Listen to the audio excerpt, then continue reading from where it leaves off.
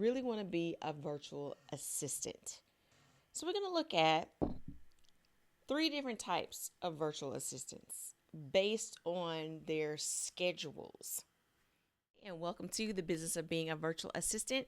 I'm your host, Tiffany Parson, and you're watching and listening to episode number 286. Welcome back if you're a returning listener and viewer. And welcome if this is your very first time. This is where we talk about the real side of being a virtual assistant. Today, I want to talk to you. Basically, I want to ask you a question. Do you really want to be a virtual assistant? Many years ago, when I was in college, my goal going into college was to be a lawyer.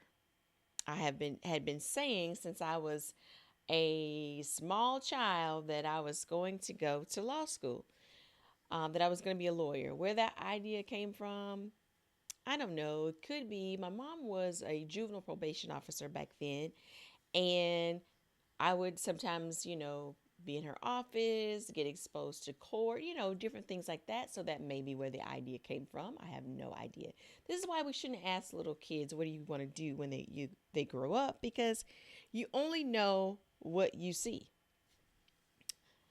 So my question to you today is, do you really want to be a virtual assistant? So when I graduated college, I had applied to different law schools, got waitlisted, and one of my mom's coworkers was an attorney. And at that time, a lot of attorneys were leaving the field. And so they recommended that I read this book called Do You Really Want to Be a Lawyer? And the book had all these different types of lawyers and explained what each one did and, gave you a picture of each one. And by the end of the book, I knew I did not want to be a lawyer. I was most interested in criminal law, but it wasn't a lot of money in criminal law. The money was in corporate law, and that wasn't exciting enough for me. It wasn't interesting. So I decided not to. So I want to come to you today and ask you, do you really want to be a virtual assistant? So we're going to look at three different types of virtual assistants based on their schedules. Just to give you a little peek into what it could look like as a virtual assistant. We're going to talk about full-time and part-time, deadline, and that's it. So full-time, part-time, deadline. And full-time and part-time are very similar. So really two types of schedules. One is based on you showing up every day or so many days at a certain time. For example, full-time looks like you may show up, need to be logged in, is showing up at 8:30 your time or 8:30 your client's time and be at your computer for the full day. Obviously, taking a break for lunch or what have you, but being accessible to them for the full day. That is full-time. That's really an employee. If your plan is to be an employee and not have a virtual assistant business, that's an employee.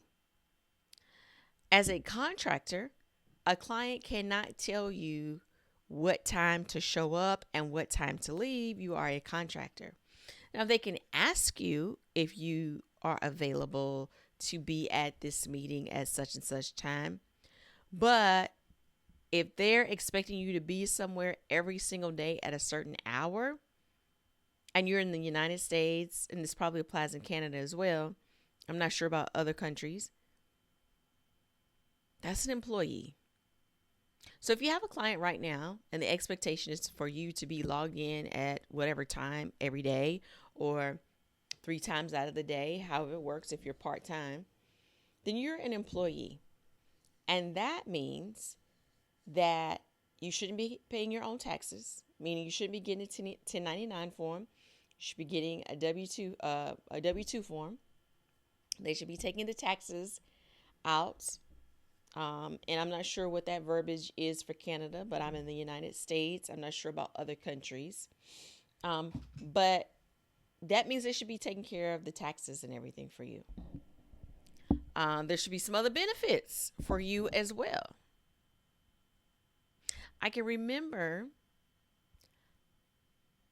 speaking with a potential client from Upwork, and they wanted me to be available for phone calls, but I would only be paid based on the phone calls itself.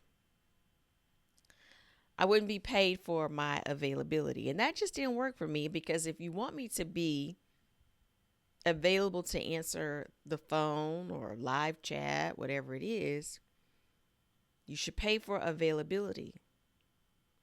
And that's falls under employee if it's a set time. Now, if they say 3 hours out of the day and you get to pick your 3 hours, that's different. We're going to talk about that in a second.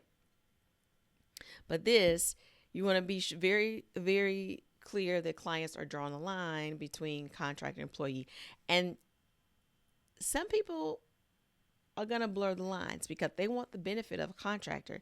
If you're a contractor, they're not having to pay taxes. They're not having to do anything regarding unemployment tax, federal, state, any of that stuff. They just pay you direct, and you handle all your business wise in regards to government stuff.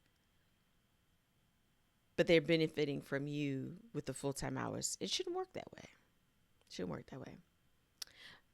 And this could be the same for part-time. So that's full-time, part-time, where they tell you what time to show up for work and when to leave. All right.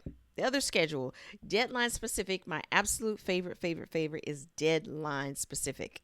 And I have done the full-time and the part-time. So this is how I can tell you deadline specific is my favorite, because it's based on your schedule. If you're a night owl, you're a morning person, midday person. If you're working full-time, working on it after work. If you have a part-time job and you're working on it after, or you like the weekends, it's based on your schedule. And this is definitely falls in line with being a contractor, because they're focused on having it done. If you're working on a month's worth of content, it needs to be done by whatever time you both determine is the time. If there are emails that need to be answered, they give you a time frame as to when they need to be answered by.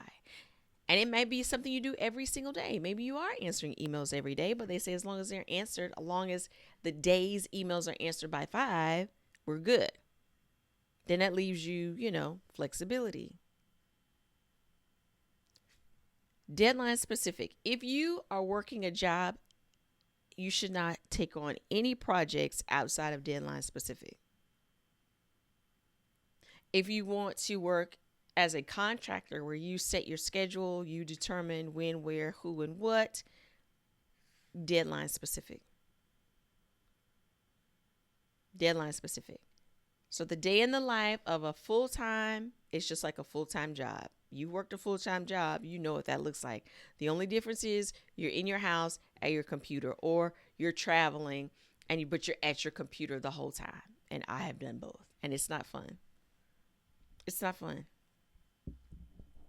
If you left your corporate job for flexibility and to decide when, where, and what, then the full-time, part-time doesn't work. If you're doing it because, hey, I need the money, I need to do what I got to do, then go for it. What do you want your days to look like? Do you want someone to tell you when to come in and when to leave? Or do you want the flexibility of creating the day how you want it to look? It's all up to you. And if you're like, Tiffany, I'm just getting started, I have no idea, test it all out, taste it all and see, and then decide what works best for you. And situations change. Right now, deadline specific might be the thing, but maybe down the road, full-time may be the thing. It's completely up to you, but it's important that you have a view of all the different options.